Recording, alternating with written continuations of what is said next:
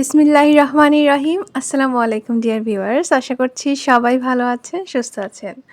আলহামদুলিল্লাহ আমিও ভালো আছি। আজকে আপনাদের জন্য অনেক বেশি মজার একটি রেসিপি নিয়ে হাজির হয়েছি। আশা করছি ভালো লাগবে। একজন লাভলি ভিউয়ার্স আমাকে কমেন্ট করেছিলেন চিকেন বিরিয়ানি তৈরি করে দেখানোর জন্য। তার জন্য আজকে চিকেন বিরিয়ানিটি আপনাদেরকে দেখাচ্ছি। আশা করছি আপনাদের কাছে খুবই ভালো লাগবে। ঘরোয়া পদ্ধতিতে এভাবে যদি তৈরি করেন তাহলে দেখবেন খুবই মজা হয়, বাইরের কোনো মশলা ব্যবহার করতে হবে না। তো এখানে আমি প্রথমে চাল নিয়ে নিয়েছি 1 কেজির মতোই।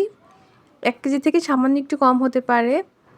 তো আপনারা চাল নিয়ে নেবেন, পোলাওর চাল নিতে পারেন বা আতপ চাল বা যে কোনো চাল আপনাদের যেটা সুবিধা হয় সেটা দিয়ে রান্না করতে পারেন।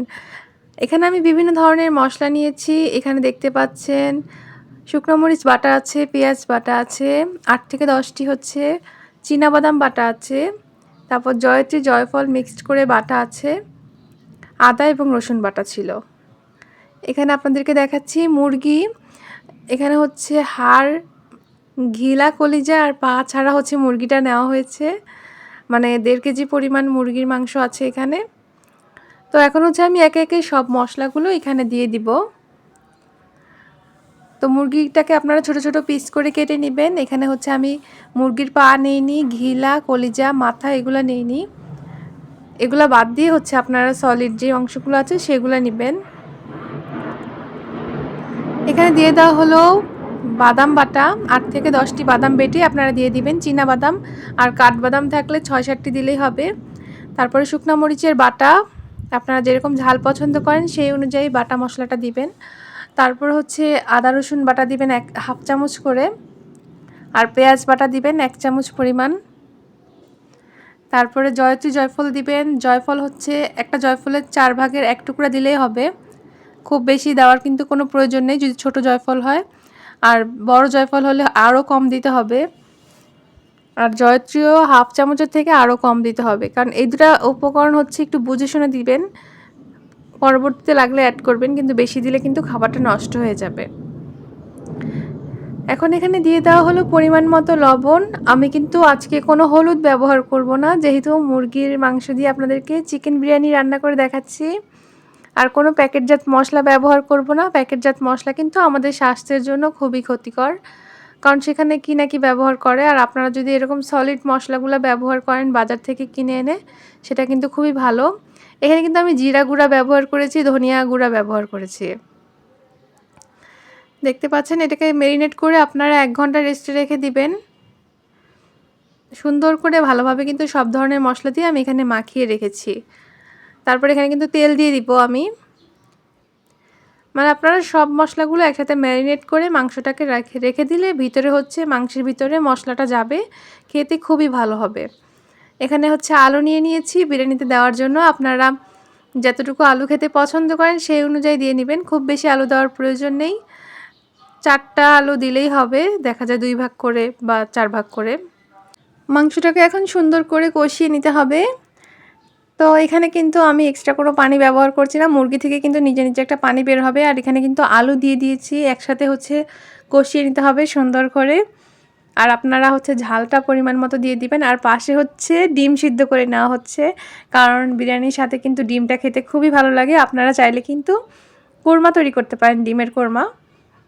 তো মাংসতে এখন ঝোল দিয়ে দেওয়া হলো, মাংসটাকে সুন্দর করে রান্না করে নেওয়া হবে। পাশাপাশি কিন্তু এই ফাঁকে আমরা পোলাওর চালটা রেডি করে নিব, মানে বিরিয়ানিতে যেই আপনারা চালটা দিবেন সেটা এখন রান্না করে নিব। এখানে আমি দিয়ে দিচ্ছি তেল আর পেঁয়াজ কুচি আপনাদের পছন্দ মতো দিয়ে দিবেন। বড় সাইজের হলে 2টি পেঁয়াজ কুচি দিতে পারেন, ছোট সাইজের হলে আরেকটু বেশি দিতে পারেন। তারপর পেঁয়াজটা সামান্য ভাজা হয়ে গেলেই 1-2 মিনিটের মতন এখানে চালগুলো দিয়ে দিবেন। আগের থেকে ধুয়ে রাখা হয়েছে চালগুলো ঝরঝরা করে। এখানে কিন্তু কোনো পানি নাই, চালের সাথে ঝাঁঝরে সুন্দর করে আপনারা পানিটা ঝরঝরা করে নেবেন। তারপর এখানে এটাকে ভেজে নিতে হবে সুন্দর করে। আর পাশের চুলায় কিন্তু মাংসটা মোটামুটি রান্না হয়ে গেছে, তারপরও দিয়ে রাখা হয়েছে যেন ভালোভাবে হয় আরও। তো এই ফাঁকে কিন্তু আমরা চালটাও রান্না করে নিই। আর মাংসের কালারটা কিন্তু অনেক সুন্দর আসছে। এখানে কিন্তু আমি কোনো হলুদ ব্যবহার করিনি, শুধু মরিচের কালারটাই এসেছে, একটু সামান্য হলুদ কালার দেখা গেলেও কোনো হলুদ নেই। আর কোনো প্যাকেটজাত মশলা আমি ব্যবহার করব না, শুধু ঘরোয়া মশলা ব্যবহার করে কিন্তু আপনাদেরকে দেখাবো যে কীভাবে পারফেক্ট মজাদার বিরিয়ানি রান্না করা যায়। আর এই যে ডিমগুলো এখানে আমি ভালোভাবে খোসা ছাড়িয়ে নিয়েছিলাম। এখানে দিয়ে দেওয়া হলো এখন গরম পানি, ফুটন্ত গরম পানি। তারপরে এখানে দেখেন এটাকে একটু সুন্দর করে নেড়ে দিব। এখানে দারচিনি, এলাচ, তেজপাতা দিয়ে দিবেন আপনারা। তারপর একটু হালকা করে নেড়ে দিচ্ছি। বিরিয়ানি রান্না কিন্তু সবচেয়ে ইজি একটা রান্না। আপনারা চাইলে কিন্তু এভাবে করে রান্না করে মেহমানদেরকে খাওয়াতে পারেন বা যে কোনো কাউকে খাওয়াতে পারেন। এভাবে রান্না করে খাওয়ালে সবাই খুব পছন্দ করবে। তো চালটা যখন 50% হচ্ছে পানিটা শুকিয়ে আসবে, সেই পর্যায়ে আপনারা মুরগির মাংসগুলো উপর দিয়ে দিয়ে দিবেন। চাইলে কিন্তু এটা আপনারা খাসির মাংস দিয়ে করতে পারেন বা গরুর মাংস রান্না করেও করতে পারেন। আমি তো গরুর মাংসের রেসিপি আপনাদেরকে দেখিয়েছি। তো এখন হচ্ছে এইগুলো সুন্দর করে আমি একসাথে মিশিয়ে নিচ্ছি।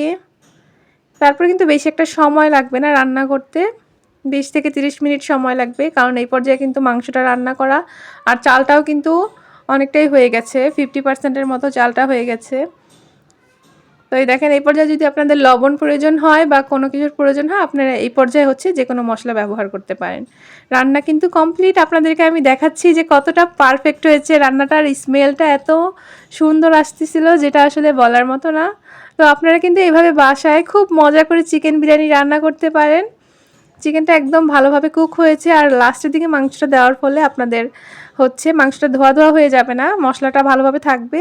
আর 5 মিনিট আগে, নামানোর 5 মিনিট আগে গোলাপ জল ব্যবহার করবেন, গোলাপ জলের কাকের হাফ কাপ পরিমাণ। তারপরে হচ্ছে এখানে দেখেন আলুটা খুব সুন্দরভাবে সিদ্ধ হয়েছে। প্রচুর গরম ছিল, এই জন্য ধরতে পারছিলাম না, তবে গরম গরম খেতে কিন্তু খুবই মজা। বাসায় অবশ্যই ট্রাই করবেন, লাইক করবেন, কমেন্ট করবেন। ধন্যবাদ সবাইকে।